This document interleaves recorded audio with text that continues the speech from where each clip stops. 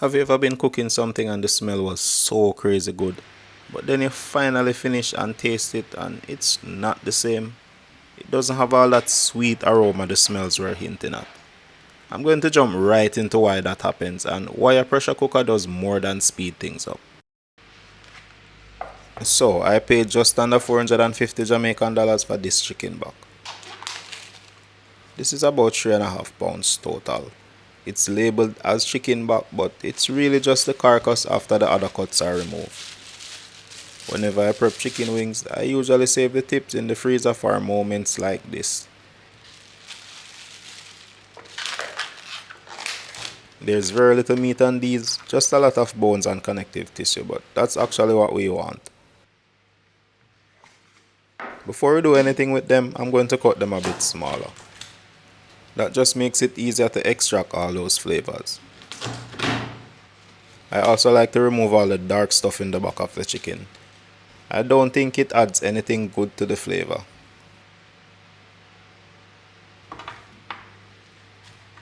Before we go any further, let's give these a rinse with some cold water.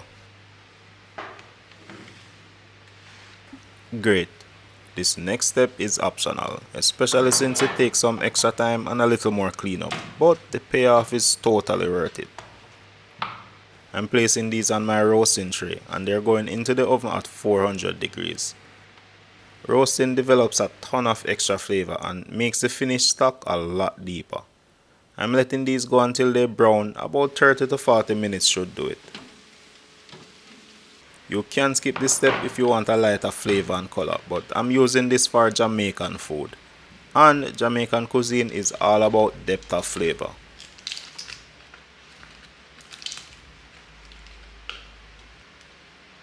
These are nicely roasted, so it's time to get our stock together. So I'm grabbing my pressure cooker. In an open pot, water boils at 100 degrees Celsius at sea level. But in a sealed pressure cooker, steam builds up and raises the pressure, which also raises the boiling point of water to around 120 degrees Celsius. That means your food is not just cooking in hotter liquid and steam, but also in a sealed environment that helps it heat more evenly and deeply. That's why a pressure cooker cooks food much faster, but it also has another underrated benefit. A lot of the flavor we enjoy in food come from volatile compounds, which break down or evaporate easily. So when you're smelling all those great aromas during cooking, you're actually losing flavor. But cooking under pressure traps those volatile compounds in the food and liquid, which reduces flavor loss. The faster cook time also helps preserve those delicate flavor compounds. Most pressure cooker manuals mention this. It's why they usually recommend not over seasoning your food. And that there is another reason to roast first. It helps render some fat so the stock's less greasy and more flexible. Save that fat, it's great for sauteing. Alright, let's grab our aromatics. This is 3 medium diced onions, 2 diced carrot, and 2 stalks of sliced celery. This tray is called a mirepoix and it's an excellent flavor base. Next I have 2 heads of peeled garlic. That's about 3 bay leaves, 3 stalks of chopped scallion or green onion. I said this was Jamaican, so I'm adding a tablespoon of pimento, aka allspice. That's a flavor powerhouse. And because dried thyme is a scam, I'm adding a couple sprigs of fresh thyme. This has a lot of great volatile flavors. I also have parsley from my potted garden. I don't use these much, so this stock is a great opportunity to harvest and use the older leaves. It adds some nice fresh herbal notes. Next I'm adding 1 gallon of water. That's 4 quarts or 16 cups. You can use a little more water if you want a lighter stock that goes further. Or use a little less if you want it extra concentrated. This ratio turned out great and could probably take even more water, but don't overfill your pressure cooker. You need space for the steam to build up. Cover that and make sure you have a good seal.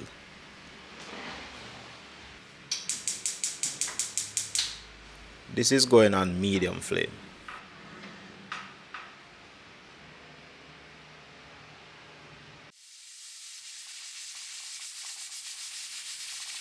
Once the pressure release valve starts whistling, set a timer for at least 30 to 35 minutes.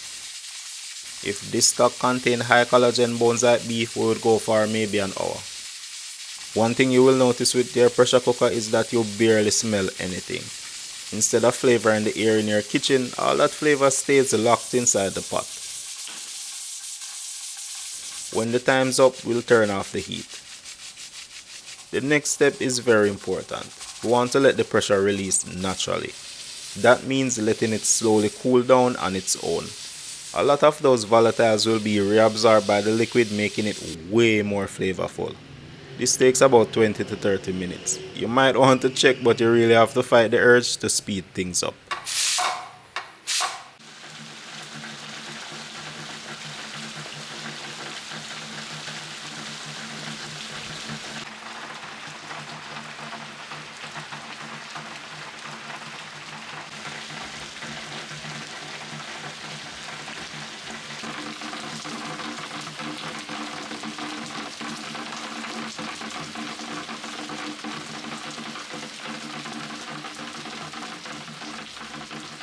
While I was enjoying the downpour outside, this has depressurized, so let's open it.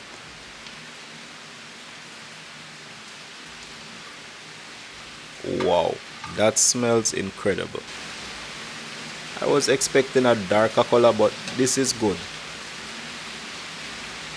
It's cool enough to handle, so I'm going to run this through a strainer cheesecloth combo. That's going to give us really clean stock. One thing about using a pressure cooker is you don't lose much liquid to evaporation. There's a small loss from the steam escaping the pressure valve, but it's negligible. You usually end up with almost the same amount you started with. A pressure cooker stock is at least 3 times better than regular stovetop stock, not just in flavor but efficiency too. I'm not even exaggerating, it's that good. It's really pouring outside. Summer rainstorms in Jamaica are the craziest. This stock has very little fat. That wouldn't be the case if we didn't roast the bones. Fat isn't really a big deal, it adds a ton of flavor and mouthfeel.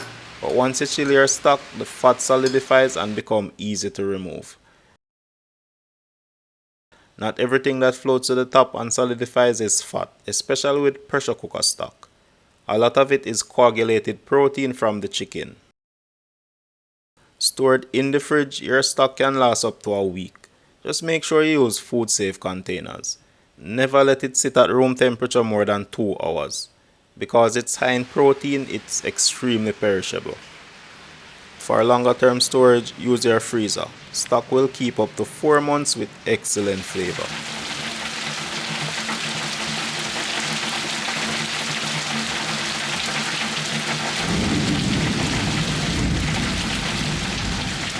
Chicken stock is incredibly versatile. You can use it in place of water in recipes for a big boost of flavor. Use it to thin soups and sauces without losing taste, or cook grains like quinoa, couscous, or even a simple pot of steamed rice. You instantly add a ton of that rich umami chicken flavor. It even elevates a quick cup of soup or instant ramen.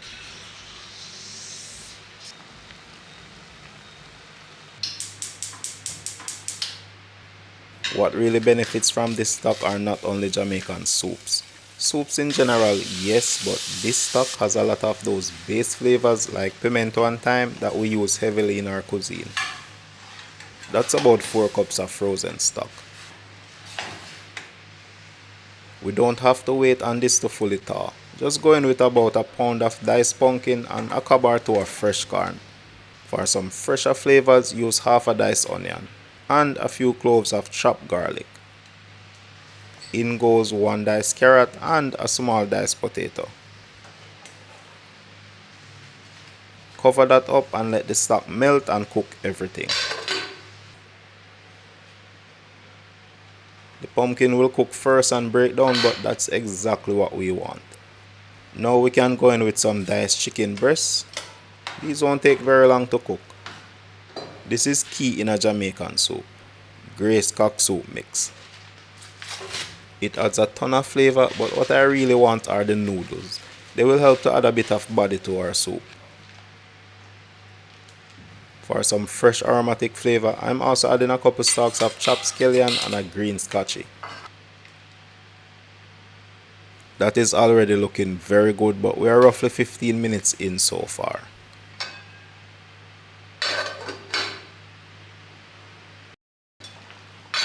That is it. The noodles are not doing their job as yet, but this is shaping up really nice. No Jamaican style soup is complete without a couple sprigs of fresh thyme close to the end. Alright, let's test the flavor.